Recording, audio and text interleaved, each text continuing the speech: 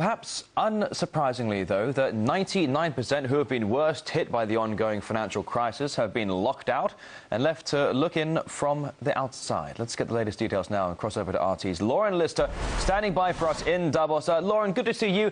Talks are planned on some kind of reform of capitalism, but is there really any optimism that anyone has answers to what's a pretty big question? It is a pretty big question indeed, and you pose a great question. Can anybody really solve that big issue that faces the globe, really?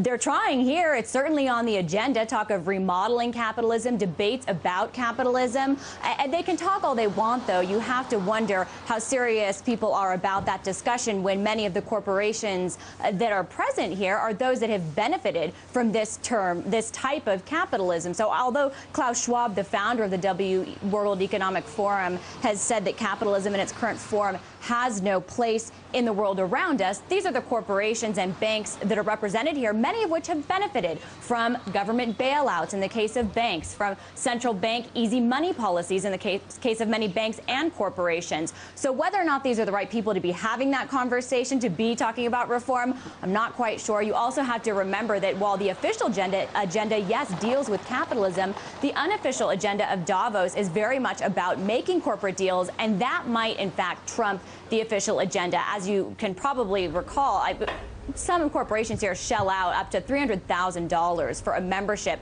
to the World Economic Forum in order to be here. They're shelling out that kind of money, presumably for more than to talk about capitalism. There have been reports in the past every year of the deals that go on, the networking of the some 1,600 business leaders, including 1,000 executives that are here at Davos.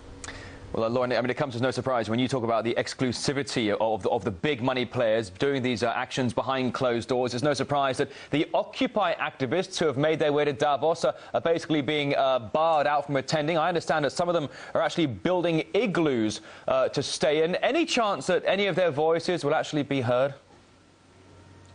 Well, there's always a chance, but probably not. As you said, they're building igloos not too far from where the Davos Forum is taking place.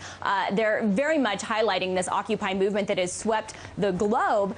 It is on the agenda. That is the ironic thing. Some of these sessions dealing with remodeling capitalism specifically talk about the Occupy movement is identifying some of these problems with capitalism that they're supposed to be talking about here at this forum. Bailouts, inequality, those being some of the issues. However, none of the Occupy activists have been invited. Klaus Schwab was asked about that. He said it's hard to identify a leader. That was his excuse. We're not likely to see them here unless, of course, Mr. Schwab himself goes down to those igloos and maybe recruits a few so that we do hear their voices inside the forum, Rory. All right, RT's Lauren Lister there live in Davos. Thank you. You're watching RT live from Moscow. Russia says that all sides in Syria